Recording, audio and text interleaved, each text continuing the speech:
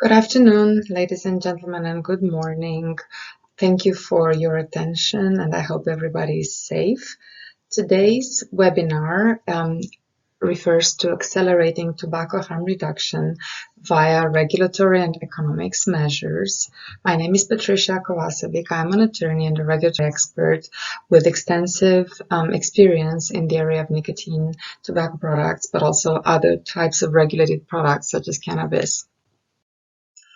Today we will discuss briefly an opinion on opportunities to accelerate tobacco harm reduction, primarily via regulatory measures. I will share with you a couple of highlights from recent publications, namely one journal article and one book. And I will suggest to your attention selected regulatory developments to watch for in the second half of 2020. Regulation, in my personal opinion, but not only, is the single most powerful tool to either accelerate or decelerate or outright block tobacco harm reduction. As you know, smoking has not been solved. It remains one of the most important preventable causes of death and disease worldwide. Most recently, the World Health Organization continues to estimate that there are at least 1.3 billion users of tobacco products worldwide, of which most of them use the most deadly form of tobacco, which is cigarettes. Of course, the Framework Convention on Tobacco Control laid the foundation for a global effort to curb the impact of tobacco on public health. And that convention was, as you know, very expeditiously signed and ratified by almost all countries, in fact, by most countries. However, much more can be done and should be done by all stakeholders, including industry, public health, and governments, in a constructive and, I might say, in spite of the language of the treaty, in a collaborative manner, that being the manner to accelerate saving lives and ending the pandemic. So, of course, we all know that consumer behavior and education of consumers regarding options for cessation as well as comparative risk of various products are very important. Industry actions towards tobacco harm reductions, of course, are extremely important. The way industry shareholders pressure, especially the publicly traded companies, to take action towards tobacco harm reduction is extremely important, and it's an important factor in accelerating tobacco harm reduction at a global scale.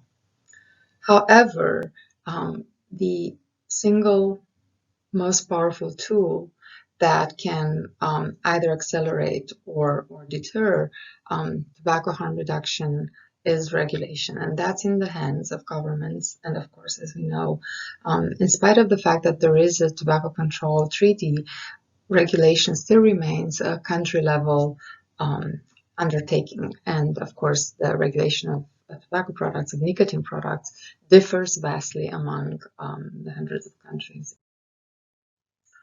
Well, as a principle, what should regulation reasonably, but most importantly, pragmatically strive to accomplish?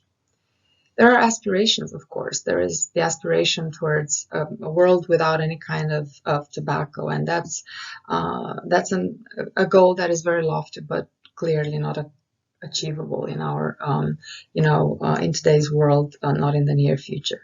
Remember the prohibition. How did that work? It didn't.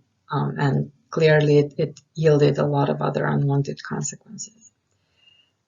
And so regulation should really strike a balance between aspirational solutions and practical solutions that steer and accelerate harm reduction in the right direction, meaning speed it up. Regulation should also account for important factors such as the protection of personal liberties, but also should take into account the fact that there will be non-compliance.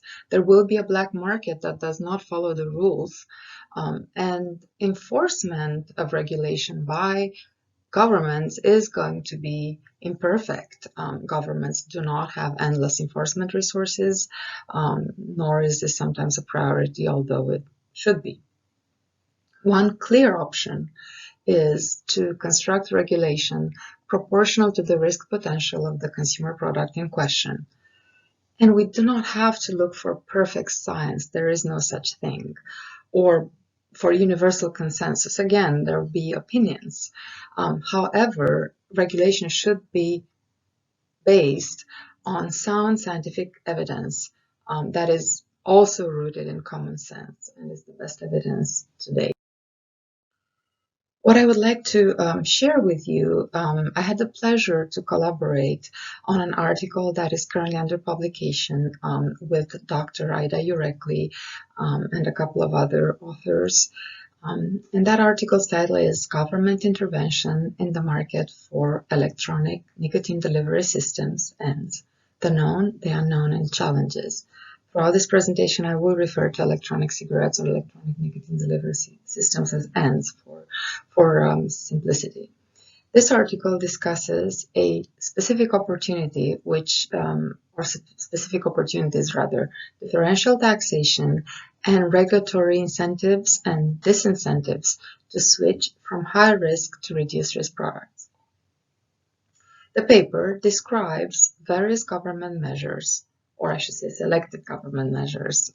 Obviously, it's a limited article in terms of scope, that regulate the market for novel tobacco harm reduction products, which the authors abbreviate THRPs, with emphasis on ENDS.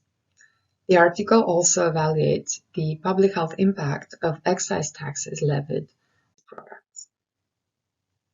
The single most interesting feature of this article, in my opinion, is a simulation analysis which used evidence from, admittedly, a limited number of studies. And here are some of the premises. 171.2 million smokers worldwide had tried to quit at least once in the past year. Applying 3 successful quit rates derived from 3 studies, Marlowe 7.5% and 10% in the Bullen and others study, as well as 20% in the Brown article. The authors assumed that if smokers with at least one quit attempt had used ENDS, and 7.5%, 10%, and 20% of them respectively were able to quit, there would be between 12.5 and 34 million fewer smokers. Additional economic analysis is needed to understand how ENDS save lives and could prevent the expected 1 billion premature deaths that are scheduled to take place by the end of this century, unfortunately, if because of tobacco, if the tobacco situation is not aggressively. Another publication that I'd like to draw your attention to is a book published a few months ago that is entitled The Regulation of E-Cigarettes. It is a comprehensive overview of selected regulatory regimes around the world and their potential impact on tobacco harm reduction. Some of the chapters in the book, which I had the pleasure also to contribute to, and was coordinated and edited by Professor Lukas Kruszyński from the Institute of Law Studies at the Polish Academy of Sciences and the Institute for Legal Studies at the Hungarian Academy of Sciences. Some of the chapters, as I was saying, are a review of scientific evidence relating to electronic cigarettes. Then another chapter addresses electronic cigarettes or ENDS as a disruptive technology in the history of tobacco control. There is another chapter that discusses World Trade Organization issues, such as a ban on ENDS is the step 1 to World Trade Organization discrimination analysis. And very interesting chapters on e-cigarette regulation in China and Taiwan, as well as Australia.